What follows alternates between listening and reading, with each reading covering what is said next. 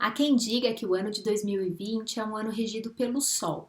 E por causa disso, seria um ano assim em que todas as coisas meio obscuras, elas seriam trazidas à tona, que a gente teria luz sobre assuntos assim que estariam meio por baixo do pano e que por isso seria um ano bastante revolucionário. Obviamente, eu não seria uma dessas pessoas dizendo isso porque eu não sou uma astróloga, eu sou uma física solar. Mas eu posso garantir que de fato 2020 tem sido revolucionário, principalmente em relação à maneira como a gente olha e observa a nossa estrela favorita, o Sol. Então fica aí que eu vou te mostrar nesse vídeo alguns novos olhares que 2020 e a ciência trouxeram pra gente esse ano.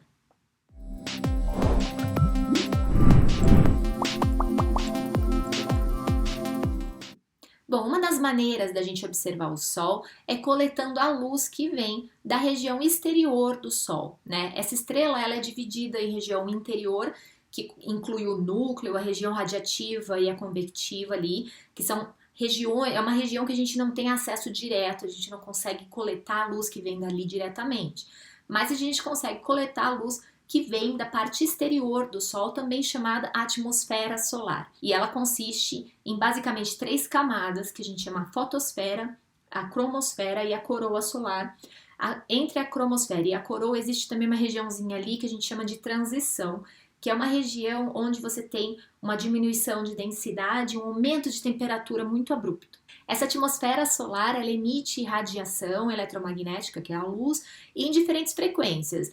Nas frequências, por exemplo, do visível, que é a região que nosso olho consegue enxergar, mas também em frequências mais baixas ou mais altas, né? Ou seja, luzes com energias mais baixas ou mais altas. Então a gente consegue observar o Sol usando detectores em raio-x, por exemplo, ou mesmo em raios gama, a gente consegue observar o Sol em ultravioleta, que é um pouco mais energético do que o visível, ou a gente consegue observar o Sol em baixas frequências, como as frequências rádio. As radiações de alta frequência, felizmente, não passam pela atmosfera da Terra. Então, se a gente colocar um detector de raio-x, por exemplo, na superfície da Terra e tentar observar o Sol, você não vai ver nada, porque, felizmente, a nossa atmosfera filtrou essa radiação. Acontece a mesma coisa para o ultravioleta, para a grande parcela do ultravioleta. Porém, para o rádio, a gente tem algumas janelas, né, atmosféricas que permitem que a gente observe algumas frequências específicas em rádio.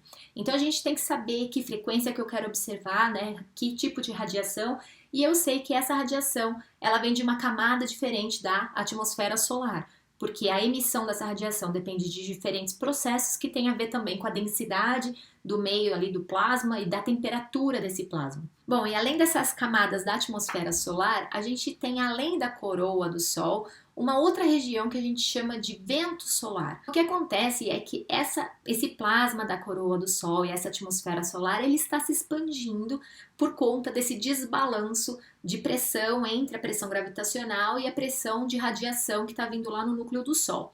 Então, essa coroa já está em expansão, porém chega a um ponto ali, né, uma distância do Sol que ela acelera. Então, o que acontece é que se cria o tal do vento solar. E esse vento solar, que então é a coroa expandida do Sol, ele permeia todo o sistema planetário do nosso sistema solar. Então, na verdade, o planeta Terra ele está imerso nesse vento solar, não só o planeta Terra, mas Marte, mais a Lua, tudo que está aqui no sistema solar está imerso nesse vento, né? E esse vento solar ele se expande, e assim como os campos magnéticos do Sol, né, que a gente chama de campo magnético interplanetário, e essa região toda que fica dominada então por esse vento solar e pelo campo magnético do Sol, a gente chama de heliosfera, né? Que é esse espaço em torno do Sol que é muito maior do que simplesmente o sistema planetário aqui que a gente mora, né?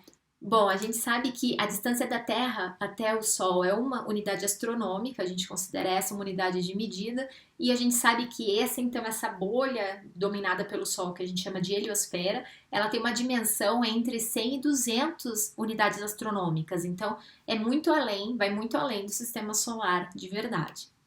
Bom, o que de novo 2020 trouxe pra gente em termos de observação dessas diferentes camadas da atmosfera solar e do vento solar?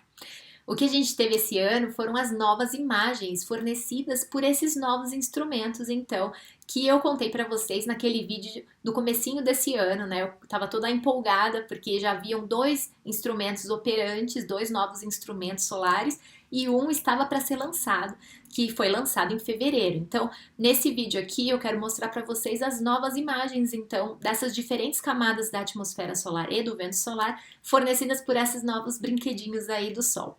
Bom, a primeira imagem que eu quero mostrar para vocês aqui é novamente a imagem da fotosfera do Sol, é uma imagem em altíssima resolução feita por esse novo telescópio solar que fica numa montanha lá no Havaí, né, um telescópio de 4 metros de diâmetro, e ele conseguiu observar no visível a luz que veio da primeira camada da externa do Sol, que é a fotosfera. Então, o que você consegue ver ali? Você consegue ver justamente esse borbulhar da fotosfera. Você vê esses grânulos aí de convecção, né, de plasma quente que está subindo lá do interior do Sol e liberando essa energia, transportando esse calor para a atmosfera solar. Então você vê mesmo nesse vídeo que foi liberado em janeiro desse ano, né, que foi a primeira luz desse novo telescópio solar, a gente conseguiu ver ali grânulos subindo e descendo numa resolução que a gente nunca antes tinha conseguido ver.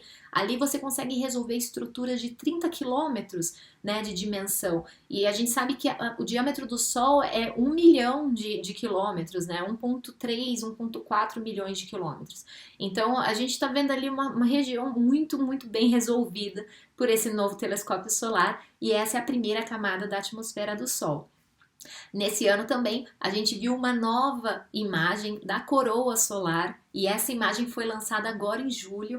Ela veio de uma nova missão espacial chamada Solar Orbiter, que é é uma parceria entre a NASA e a ESA, né, lá da Europa, e esses instrumentos, são vários instrumentos a bordo desse novo observatório solar aí, chamado Solar Orbiter, e tem dentre esses instrumentos várias câmeras, né, então para observação e imagem, imageamento de diferentes camadas da atmosfera solar e do vento solar. Então, uma das câmeras que está apontando para o Sol forneceu essa imagem que a gente conseguiu ver em ultravioleta, então não está no visível, ela está um pouco mais energética. Essa luz em ultravioleta ela vem da região da coroa do Sol, né? Então é uma região muito mais quente. A fotosfera do Sol ela tem 5.000 graus lá de temperatura, enquanto que a coroa é milhares de graus. Essa imagem feita pelo Solar Orbiter que a gente está vendo aí é uma imagem também de altíssima resolução, né, da coroa do Sol. Então a gente conseguiu ver estruturas muito pequenininhas de liberação de energia, né, mais brilhantes nesse comprimento de onda, nessa frequência da luz. E isso faz com que a gente comece já a repensar os modelos de emissão de energia na coroa do Sol. Então a gente não sabia, não tinha observado ainda diretamente estruturas tão pequenininhas que eles chamaram de fogueiras no Sol, né, campfires. Então a gente conseguiu ver essas regiões brilhantes aí no ultravioleta, essa imagem é em 17 nanômetros, né, e ela mostra a região brilhante significa uma região de maior emissão, o que demonstra que a gente está tendo pequenas explosões solares ali, né, liberações de energia na coroa do Sol que a gente não tinha conhecimento anteriormente. Essa missão Solar Orbiter acabou de ser lançada, né, em fevereiro, e a ideia é que ela comece a fazer esse tipo de observação, não só com as câmeras, mas também com anteninhas para medir a densidade, os campos magnéticos ali do plasma interplanetário onde ela se encontra, onde essa missão se encontra, e ela vai fazer isso não apenas no plano da órbita do planeta Terra, não apenas na eclíptica, mas também fora da eclíptica.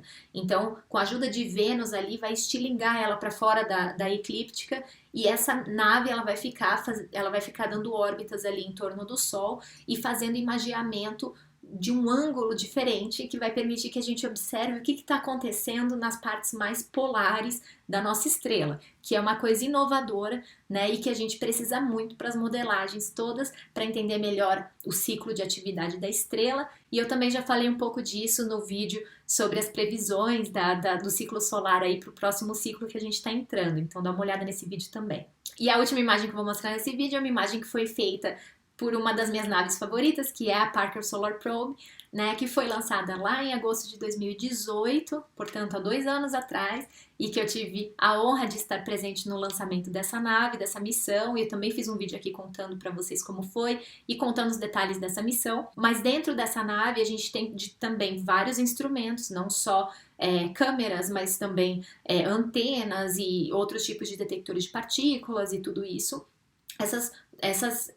Esses instrumentos no Parker Solar Probe, elas ficam atrás de um escudo de proteção, e essa nave ela está se aproximando cada vez mais do Sol, então ela já fez vários periélios, que a gente chama, é quando essa nave ela passa bem pertinho do Sol, são as regiões de maior aproximação da nave, da nossa estrela. E no periélio que ela fez em janeiro, ela conseguiu olhar assim para o lado, né? Uma dessas câmeras que se chama Whisper, ela conseguiu olhar para o lado e tirar umas fotos do vento solar. Então é da região de expansão da coroa do Sol. Então isso foi uma maneira inovadora da gente observar o vento solar, e isso faz com que a gente entenda melhor o que acontece ali na transição da coroa para o vento solar, e isso vai fazer com que os cientistas solares nesse ano e a partir desse ano consigam de fato responder perguntas que são perguntas clássicas da área, como por exemplo, por que a coroa do Sol é tão quente? Como que nasce o vento solar? E para todas essas perguntas a gente vai conseguir respostas mais diretas a partir dessas novas observações do Sol. Bom, então eu mostrei para vocês novas imagens da fotosfera, da coroa e do vento solar, então ficaria faltando uma nova imagem da cromosfera do Sol, né?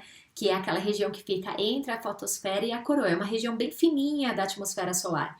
E nessa região, é uma região que a densidade está caindo, a temperatura está subindo, e a gente tem ali a emissão do hidrogênio, né, que fica numa temperatura específica ali, é uma das linhas da série de Balmer. É uma linha de transição quântica ali do elemento do hidrogênio. E essa radiação, ela é mais avermelhada, né? Então, por isso que se a gente conseguisse observar sem todo o brilho da fotosfera e a gente conseguisse observar de fato essa região fininha, a gente veria avermelhada o Sol.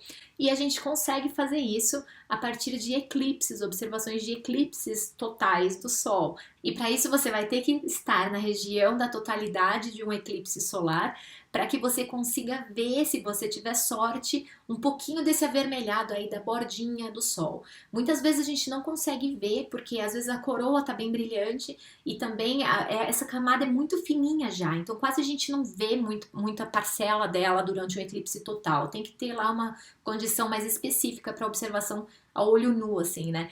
Mas existem fotos que você consegue ver aí na internet de eclipses solares totais, que você vê esse avermelhadinho aí que vem da cromosfera solar. Então 2020, para não deixar essa região da atmosfera solar de fora, vai dar de presente pra gente dia 14 de dezembro um eclipse solar total, que vai acontecer a totalidade sobre a Argentina e o Chile, aí no sul, né, da Argentina e do Chile. E quem conseguir viajar para a região de totalidade e der sorte, vai conseguir ver aquele avermelhadinho da cromosfera solar também esse ano.